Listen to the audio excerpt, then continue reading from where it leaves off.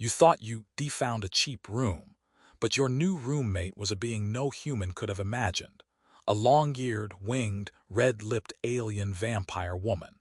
He had been warned, in no uncertain terms, that searching for cheap housing in a city like New Calypsis was an exercise in patience, endurance, and occasional self-delusion.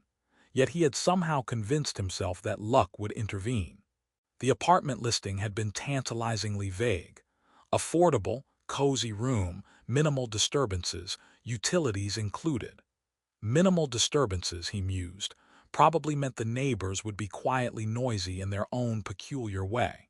It was, after all, New Calypsis, a city that had been built atop layers of former settlements, both human and otherwise, with occasional sublevels reserved for the more eccentric denizens of the galaxy. He had imagined a small room with peeling wallpaper, a single bed, and maybe a window that looked out on the buzzing traffic of floating vehicles and hovering street vendors peddling foods that were legally edible on at least 3 different planets. The building itself was a curious structure, a mishmash of old brickwork patched with metallic panels that occasionally emitted a soft blue glow. The front door looked as though it had been constructed by someone who had grown bored halfway through the project and simply hoped it would hold. Indeed, it squealed and groaned in protest as he pushed it open, setting off a chain of creaks that echoed down a narrow, dimly lit hallway. He felt briefly that he had entered a place that had more personality than most people, and possibly more opinions about him than anyone should reasonably have about a human stranger. He found the room on the 2nd floor, at the end of a corridor that smelled faintly of ozone and fried synth chicken. The door was ajar, and inside he immediately noticed that it was occupied. The first thing that hit him was the smell, a subtle metallic tang, faintly sweet, that was distinctly not human but not immediately threatening either. The second thing that hit him was the sight, a woman sitting cross-legged on the bed, reading a tablet, her posture relaxed but her wings folded neatly behind her. He froze, his mouth working in slow disbelief. She looked human enough at first glance, white skin that glimmered under the fluorescent light, hair the color of spun silver falling over her shoulders, but the details piled up too quickly. Long ears that tapered elegantly, tiny horns curving from her forehead, and the massive bat-like wings that stretched almost from floor to ceiling, folding like dark silk behind her. "Ah," she said finally, glancing up from her tablet with a slow smile, red lips curving in amusement. "You must be the new tenant." Her voice was smooth, with an undertone that suggested both curiosity and a casual hint of danger, the kind you might feel when handling a delicate alien artifact without the proper gloves. He coughed. Yeah, that's me. I didn't know the room was occupied." She tilted her head, one wing twitching as though it had its own mind. "Occupied? Surely you don't mean to imply that I requested solitude. This is New Calypsis. Solitude is a myth." She gestured at the bed with a sweep of her hand. "The room is yours, of course. Well, technically it's shared, but sharing has its benefits. You'll see." He stepped in cautiously, dragging his bag behind him, and immediately tripped over one of the wing tips she had tucked near the foot of the bed. The wings flexed slightly, like a sleeping cat stretching in its sleep, and he found himself trying to apologize for kicking what was essentially living furniture. "Careful," she said, her tone tinged with amusement. "My wings are sensitive, not as sensitive as my sense of humor, but close enough." He gave a nervous laugh. "Right, got it, no wing kicking." He attempted a more confident entrance toward the desk in the corner, knocking over a small stack of books with a thump that sounded absurdly loud in the otherwise quiet room. The books slid across the floor in a neat, gravity-defying arc before coming to rest at her feet. She looked down at them, then back at him, and raised one perfectly arched eyebrow. "Do you always announce your arrival like a falling meteor?" she asked. "I can be quieter, I guess," he said, scrambling to pick them up. One of the books, a thin volume with indecipherable glyphs on the cover, vibrated slightly in his hand as though alive. He yelped and dropped it again, the book bouncing like a spring before settling. Her laughter was musical, echoing softly against the walls. Relax. Most humans make that sound when they encounter objects that can think for themselves. It's charming, really. He blinked. Objects can think. Oh, certainly, though they usually prefer not to share their thoughts unless provoked. She leaned back, her wings stretching slightly, catching the light in a way that made him momentarily forget to breathe. You're going to have a very educational stay here. I hope you enjoy surprises. He swallowed, wondering just how educational it might get when one's roommate could theoretically rip your head off for an unsatisfactory cup of coffee. Or worse, decide that your blood type was inconvenient. He tried to focus on something safe, like the desk lamp that hovered a few inches above the surface, its light circling the room with a gentle hum. Right, surprises, sure. Educational, got it. Dinner proved to be an unexpected adventure in both taste and etiquette. She had prepared something that looked like noodles but shimmered with a faint bioluminescence, garnished with floating spheres that occasionally zipped around the plate before landing back obediently. When he asked if he should eat them, she smiled and said, "Only if you like your food to have a small amount of sentience. Otherwise, they might complain." He hesitated, and one of the spheres rolled toward him, bobbing gently, almost pleading. He poked it with his fork and it squeaked. He yelped again. She laughed, nearly tipping back on the bed as the sound reverberated through the room. "You'll get used to it," she said, waving her hand dismissively. "Or you won't." Both outcomes are equally amusing. The evening stretched into hours filled with awkward conversations, interspersed with moments of laughter and sudden shocks of strange phenomena. The lamp began projecting holographic constellations around the room, which she casually explained were maps of interstellar trade routes she found relaxing. The shadows of her wings occasionally blocked the constellations, creating the illusion that comets and planets were being swallowed by darkness, an effect she seemed to enjoy. At some point, he realized he had accidentally mentioned the human practice of binge-watching television. She tilted her head and asked, "Why would you want to stare at moving images when the universe itself offers such exquisite spectacle?" He tried to explain the human fondness for melodrama and snacks. She chuckled and replied, "Ah, yes, snacks. You humans always make everything about snacks." As the night deepened, the room became a soft dance of lights, wings, and floating objects. He found himself slipping between awe and panic, occasionally cracking jokes to keep the tension from strangling him. "So do you bite first or ask for consent?" he asked, half teasing, half terrified. Her smile widened and she leaned forward, resting one elbow on her knee, the tip of her wing brushing against the floor. "Usually I ask, but only if you're very clever. Otherwise, well, you might find a small scratch amusing." She winked, the horns on her head catching the dim glow from the constellations. By the time he collapsed onto the single mattress at the far side of the room, he realized that he had somehow survived the first night. And more than surviving, he had laughed, argued, and negotiated with a creature that defied every law of biology, physics, and common sense he had ever known. Somewhere between fear and fascination, he had discovered a strange comfort in the chaos. As he drifted into a sleep punctuated by the occasional flutter of enormous wings and a faint hum of alien energy, he silently promised himself that the next morning he would ask for the Wi-Fi password before accidentally offending interstellar etiquette. And perhaps, just perhaps, he would learn to eat bioluminescent noodles without screaming. He didn't yet know that breakfast would involve telepathic arguments with a sentient toaster, or that the vacuum cleaner had a minor vendetta against humans. But for now, in the strange glow of a room shared with an alien vampire woman, he allowed himself the faintest trace of optimism, and a hope that humor, courage, and sheer adaptability might just be enough to survive the days to come. He woke to the sound of soft, melodic humming, a vibration in the room that seemed to resonate from the walls themselves. At first, he thought it might be the building settling, or a particularly persistent hover drone from the apartment above. But the hum was rhythmic, deliberate, and accompanied by a faint shimmer of iridescent light cascading over the walls.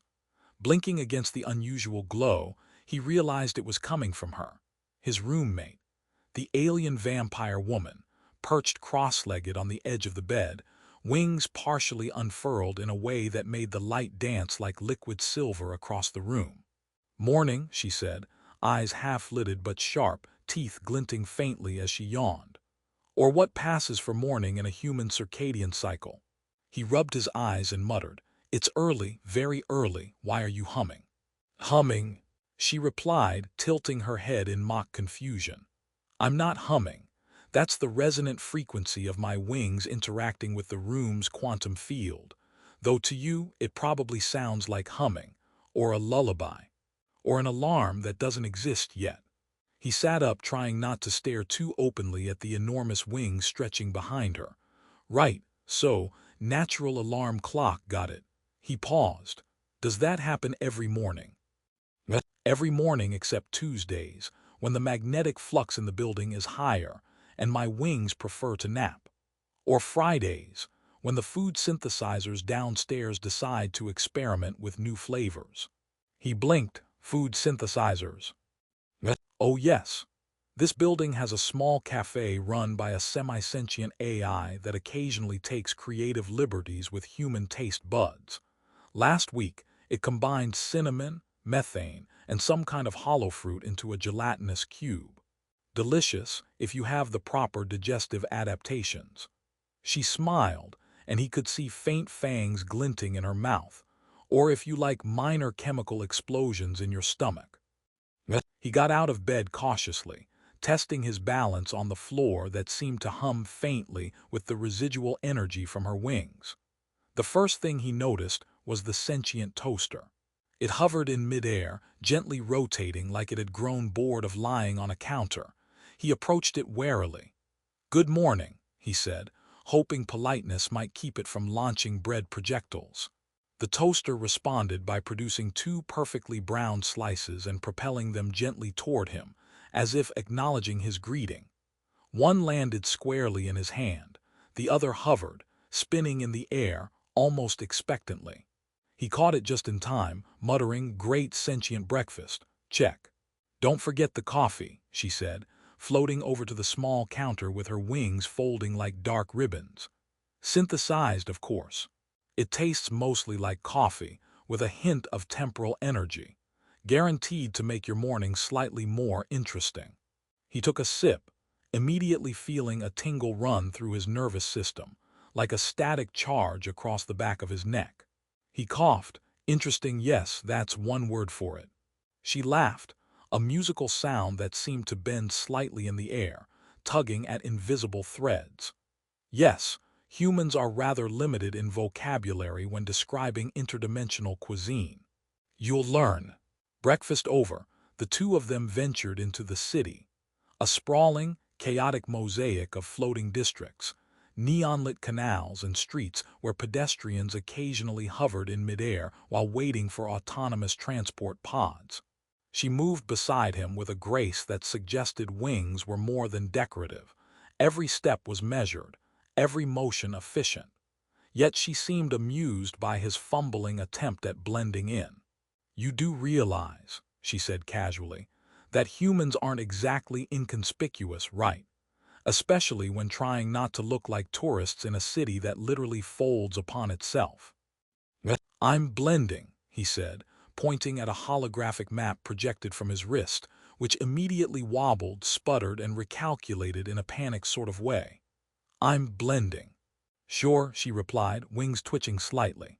"Blending is one word, clumsy is another, frightening is yet another, though I assure you it's charming."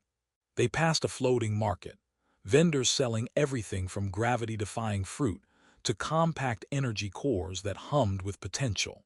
A small creature resembling a cross between a rabbit and a miniature octopus hopped onto his shoulder, sniffling at his coat. He yelped. She laughed. "Don't worry, that's a local delicacy. Friendly mostly." He tried to shoo it away, only to discover it had sticky pads that clung like vacuum suction. "Friendly? You said friendly." "Mostly," she said, gesturing to the crowd. "It hasn't eaten anyone in this district yet. Statistically speaking, you're safe." As they navigated further into the city, he found himself distracted by her commentary on the environment. The air quality varies depending on the temporal phase of the day. Right now, you're inhaling a mild ozone cocktail with traces of starlight particles. Delicious, if you have the proper respiratory adaptations. He tried to keep up, making mental notes for his human lungs. Got it. Mild ozone starlight particles, check. They entered a small alleyway, where a malfunctioning gravity conduit made him float slightly, before he landed with a thump against the wall. She hovered effortlessly beside him, wings folded neatly, giving him a look that suggested both amusement and judgment. "You know," she said, "you could spend a few centuries learning to walk without bouncing in anti-grav zones. Or you could just accept that humans are adorable when they fail." "Adorable?" he asked, dusting himself off. "You mean pathetic." "Semantics," she replied. "I prefer adorable." He didn't have much time to argue, because a sudden ripple of energy passed through the street, sending several objects, including a vending drone, into spontaneous orbit. She reached out, catching one of the drones with a single finger, spinning it back to the ground as if it were nothing more than a toy. He stared, dumbfounded. "Don't worry," she said, noticing his expression. "This is perfectly normal. Or at least normalish. You humans are too easily startled." He was startled enough to stumble into a small cafe, where the barista, a three-armed android, gave him an inquisitive glance. She floated past him with a wave of her wing, whispering, "Just let it happen. Try to enjoy it. Or at least don't break anything expensive." The rest of the day passed in a blur of minor calamities and unexpected amusement. He accidentally triggered a small anti-grav field in a museum exhibit, causing several holographic sculptures to drift into the ceiling. He walked into a field of semi-sentient flowers that whispered sarcastic comments whenever he tried to smell them.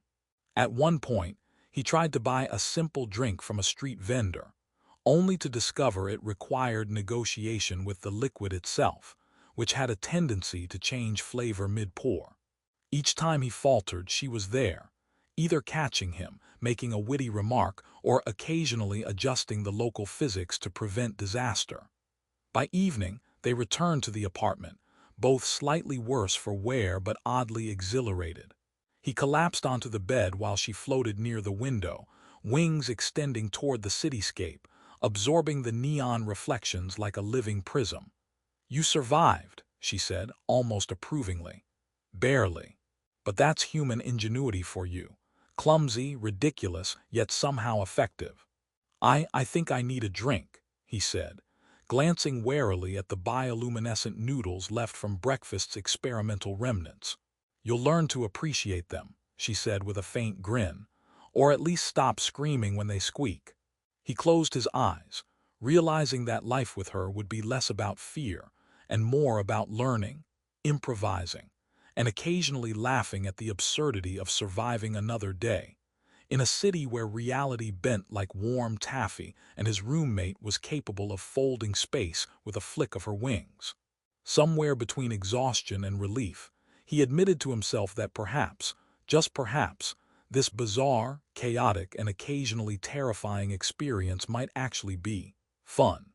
As the lights dimmed, the room hummed softly with the residual energy from her wings and the city beyond.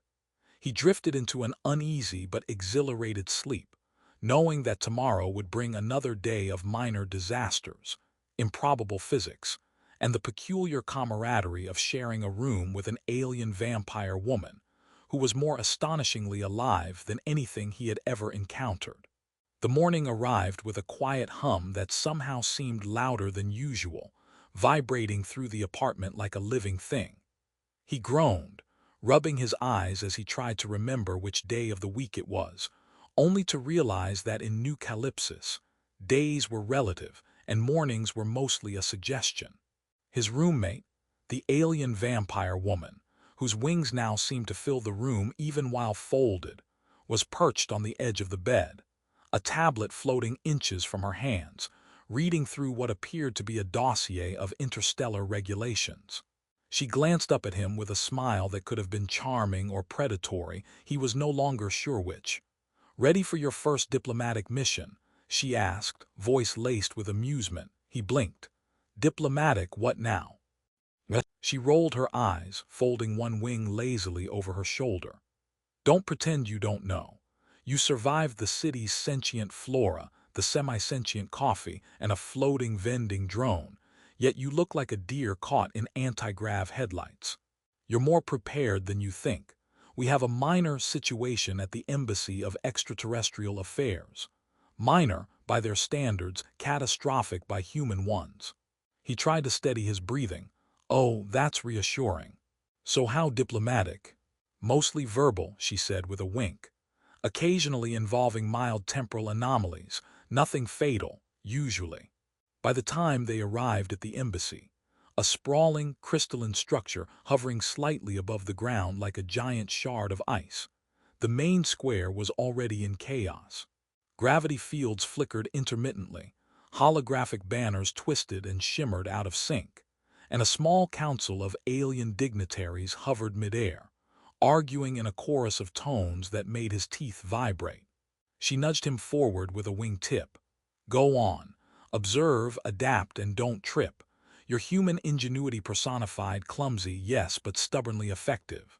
He swallowed and stepped into the fray, marveling at the spectacle. One of the dignitaries, a four-armed cephalopod-like creature with iridescent skin, waved appendages wildly while issuing a series of gurgling sounds that made the other delegates twitch nervously. She leaned down close to him, whispering in a voice tinged with humor, "See, they're basically toddlers in formal wear. You've dealt with worse.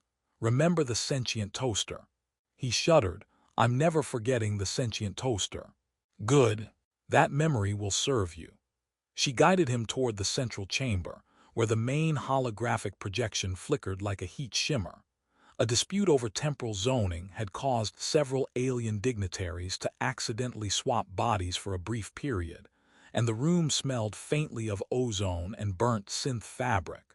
He observed quietly, noting the minor chaos and thinking, for the first time in his life, that humans were not necessarily the apex of rational behavior. Yet, he noticed patterns, gestures, and reactions that no other human, or alien, might have caught. He made a tentative suggestion, pointing at the energy calibration panel. "If you invert the polarity just slightly, it should stabilize the temporal flux without affecting the projection matrix." The alien vampire woman peeked over his shoulder. "Remarkable. Not bad for a human. You've absorbed enough absurdity to function as a stabilizing agent." He flushed, not entirely certain if it was pride or residual fear. The dignitaries hesitated, then, one by one, adjusted their positions. The temporal anomaly gradually receded, gravity normalized, and the council's chaotic argument morphed into something approaching orderly discussion. The entire room seemed to exhale collectively. "You did it," she said, a grin tugging at the corners of her lips. "Human ingenuity, and a little luck. Mostly ingenuity, I swear." He laughed, realizing he didn't feel like a stranger in this alien environment anymore. He had navigated impossible foods, floating markets, sentient appliances, gravity anomalies, and even mild interstellar diplomacy. The chaos had taught him observation, patience, and creativity, skills that humans often relied on in theory, but rarely had to apply with sentient noodles and winged roommates involved. Later, back in their apartment, she had prepared a simple dinner. No bioluminescent noodles, no sentient spheres. Just a warm, oddly comforting meal that smelled vaguely of herbs and roasted protein. They sat together, the glow from the city casting long, colorful shadows across her wings.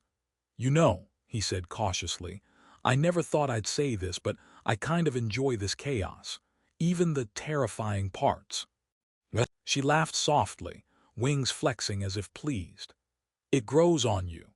Humans are remarkably adaptable, even when confronted with a vampire alien roommate who casually folds space and has a fondness for mildly dangerous breakfasts. He smiled, realizing he had changed. Fear and hesitation had given way to curiosity and humor. He had learned to navigate unpredictability, embrace the strange, and most importantly, survive it while keeping his sense of self intact. His courage was no longer theoretical. It had been tested by interstellar phenomena, semi-sentient culinary experiments, and the unpredictable moods of a being that could have ended him with a flick of her wing. After dinner, they floated near the window, watching the city hum with life. He noticed small details he had missed before: the way light refracted through the hovering architecture, the way distant spacecraft traced arcs across the sky like painterly strokes, the tiny iridescent creatures flitting among neon signs, ignoring gravity altogether. She leaned close, resting a wingtip lightly on his shoulder. "Tomorrow," she said casually, "we visit the gravity anomaly in Sector 7. Don't worry, it's mostly harmless." Mostly. He groaned, but this time with laughter, the sound ringing out like a small victory against the absurdity of the universe. Mostly harmless. That's comforting, mostly. And as they watched the city together, he realized that the ordinary human life he had known, the predictable, safe, and boring existence, was gone. In its place was a world of wonder, humor, and danger, where survival required wit, courage, and the ability to laugh at the improbable. And he had learned, against every expectation, that he could not only endure it but thrive. The sentient toaster hovered nearby, observing, while a hollow bird landed lightly on the edge of the counter, chirping something that sounded suspiciously like congratulations. She rolled her eyes, smirking. "See, even the appliances recognize your growing competence. You're officially part of this chaos now." He grinned, feeling a mixture of relief, pride, and anticipation. He knew tomorrow would bring more strange encounters, more impossible physics, and more lessons in alien etiquette. But he also knew he was ready. Ready to meet each challenge with humor, ingenuity, and the subtle courage that only humans seemed capable of mustering when confronted with beings that were smarter, faster, and occasionally more terrifying than themselves. The night deepened, and the apartment settled into a gentle rhythm of hums, flickers, and soft wing beats. He lay back on the bed, feeling the residual energy of the city and his extraordinary roommate wash over him. The chaos was no longer frightening. It was a living, breathing companion, unpredictable and whimsical, much like her. And in that realization, he finally understood that he had survived, grown, and found a strange sort of harmony. The alien vampire woman, with her white skin, red lips, enormous wings, and small horns, was no longer a terrifying mystery. She was a partner in navigating a universe that was as absurd as it was magnificent. Together, they had turned fear into laughter, unpredictability into opportunity, and the impossible into a daily, if occasionally alarming, adventure. He drifted into sleep that night feeling, for the first time, entirely at home in a world that had once seemed so alien. The city hummed softly beyond the window, and her wings flexed gently in the moonlight, a silent promise that the next day, no matter how strange, chaotic, or dangerous, would be met with curiosity, humor, and the unmistakable resilience of a human who had learned to thrive in the extraordinary. And somewhere in the corner, the floating toaster hummed in agreement, as if to say, "Welcome to your new life."